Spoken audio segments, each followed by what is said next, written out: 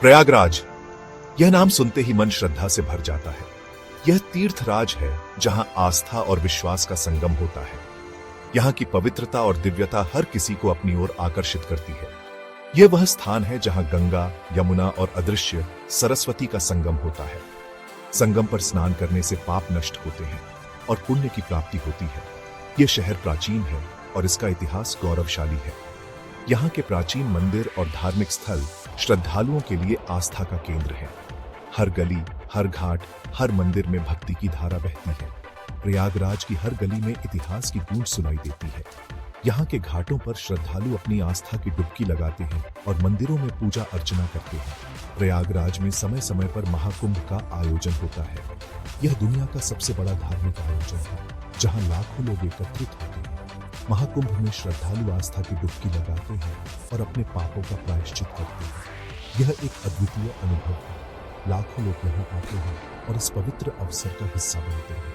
यहाँ की भीड़ और उत्साह अद्वितीय है। आस्था की डुबकी लगाते हैं, श्रद्धालु अपने मन को शांति और संतोष प्रदान करते हैं। यह एक दिव्य अनुभव है। 2025 में फिर से महाकुंभ का आयोजन हो रहा है। यह एक स्वर्णिम अवसर है जिसे कोई भी श्रद्धालु मिस नहीं करना चाहता। यह एक ऐसा समय है जब प्रयागराज की धरती पर आस्था और भक्ति का महासंगम होता है। यहाँ का हर क्षण अनमोल है। प्रयागराज आपका स्वागत करने को तैयार है। यहाँ के लोग अपने अतिथियों का स्वागत बड़े ही प्रेम और आदर के साथ करते हैं। आइए इस दिव्य अनुभव का हिस्सा बनें और अपने जीवन को पवित्रता और भक्ति से भरें। प्रयागराज की यात्रा एक अविस्मरणीय अनुभव है। महाकुंभ, यह शब्द सुनते ही मन में एक अद्भुत चित्र उभरता है। एक ऐसा मेला जो न केवल भारत में बल्कि पूरे विश्व में अपनी भव्यता और धार्मिक महत्व के लिए प्रसिद्ध है। यह सिर्फ एक मेला नहीं है, यह एक ऐसा आयोजन है जहां आस्था और भक्ति का महासागर उमड़ता है। लाखों करोड़ों लोग यहां आते हैं अपनी आस्था को और भी मजबूत करने के लिए। यह आस्था का महासागर है, भक्ति का अंबार है। यहाँ हर व्यक्ति अपने अपने तरीके से भगवान की आराधना करता है, गंगा में स्नान करता है और अपने पापों से मुक्ति पाने की कामना करता है। पौराणिक कथाओं के अनुसार समुद्र मंथन से अमृत निकला था। यह अमृत, जो अमृता का प्रतीक है, देवताओं और दानवों के बीच विवाद का कारण बना। इस अमृत के लिए देवताओं और दानवों में युद्ध हुआ। यह युद्ध इतना भयंकर था कि अमृत की कुछ बूंदें पृथ्वी पर गिर गईं। इसी युद्ध में अमृत की कुछ बूंदें पृथ्वी पर गिर गईं। ये बूंदें 4 पवित्र स्थानों पर गिरीं और इन्हीं स्थानों पर महाकुंभ का आयोजन होता है। जहां जहां अमृत गिरा वहां महाकुंभ का आयोजन होता है। यह आयोजन हर 12 वर्षों में एक बार होता है और इसे देखने के लिए लोग दूर दूर से आते हैं। प्रयागराज उन 4 स्थानों में से एक है। यहाँ गंगा, यमुना और सरस्वती नदियों का संगम होता है, जिसे त्रिवेणी संगम कहा जाता है। महाकुंभ में स्नान करने से मोक्ष की प्राप्ति होती है। यह मान्यता है।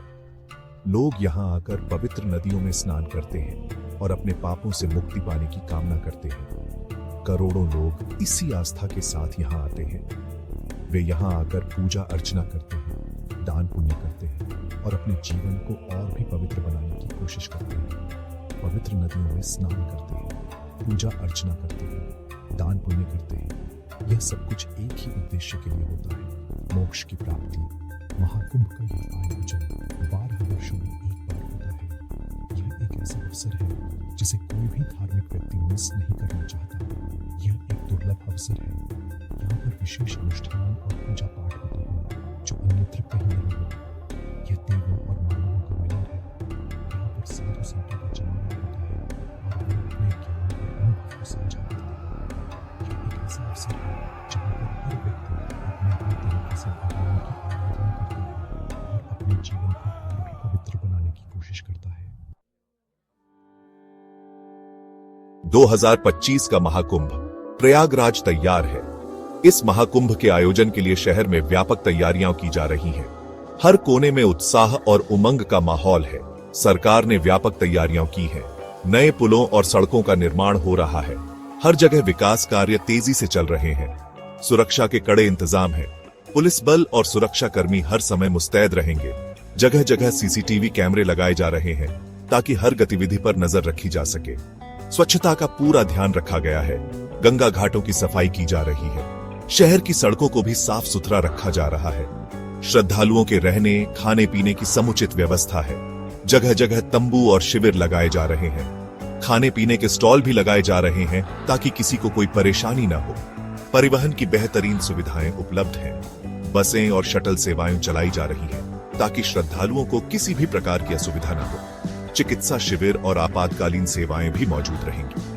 किसी भी आपात स्थिति से निपटने के लिए चिकित्सा दल तैयार रहेंगे। प्रयागराज में जगह जगह भव्य पंडाल सजाए जा रहे हैं। सांस्कृतिक कार्यक्रमों के लिए मंच तैयार किए जा रहे हैं। रंग बिरंगी रोशनी की जा रही है। स्वयंसेवक तत्पर रहेंगे। रात के समय भी शहर जगमगाता रहेगा। श्रद्धालुओं की सहायता के लिए स्वयंसेवक हर समय उपलब्ध रहेंगे। सूचना केंद्र और सहायता डेस्क भी स्थापित किए जा रहे हैं। यह आयोजन सिर्फ सरकार का नहीं है, स्थानीय लोग भी इसमें बढ़ चढ़कर हिस्सा ले रहे हैं। यह सामूहिक प्रयास का परिणाम है। यह जन जन का महापर्व है। हर कोई इसमें शामिल हो रहा है। सांस्कृतिक कार्यक्रमों का आयोजन भी किया जा रहा है। पूरा देश इस आयोजन में सहभागी है। विभिन्न राज्यों से लोग आ रहे हैं। यह आयोजन राष्ट्रीय एकता का प्रतीक है। महाकुंभ में स्नान का विशेष महत्व है। मान्यता है कि पवित्र नदियों में स्नान करने से सारे पाप धुल जाते हैं। व्यक्ति पवित्र हो जाता है, मोक्ष का अधिकारी बनता है।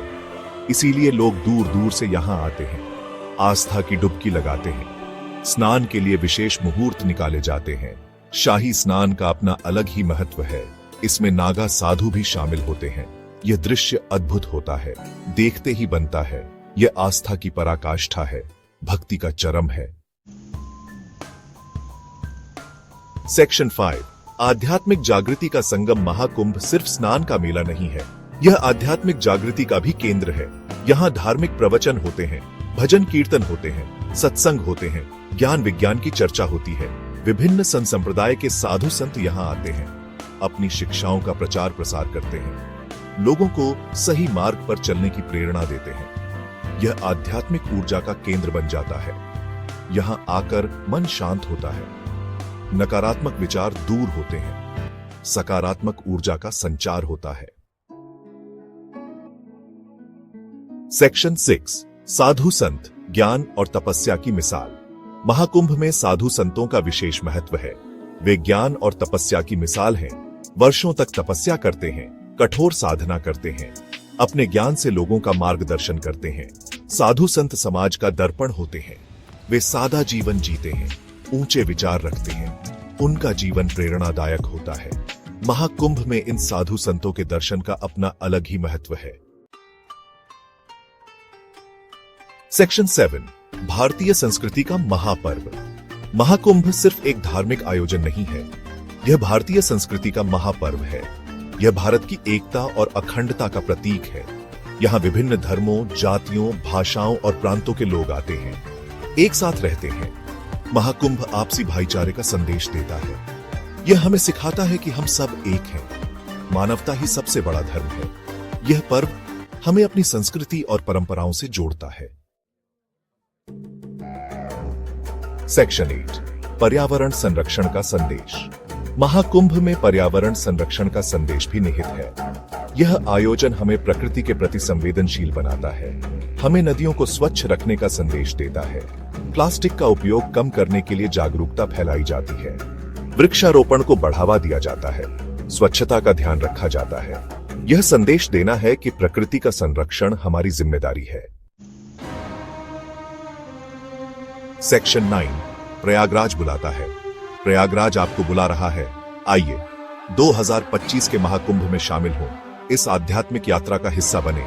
पवित्र नदियों में डुबकी लगाएं, पापों से मुक्ति प्राप्त करें, ज्ञान और भक्ति का प्रकाश पाएं, भारतीय संस्कृति के रंग में रंग जाएं।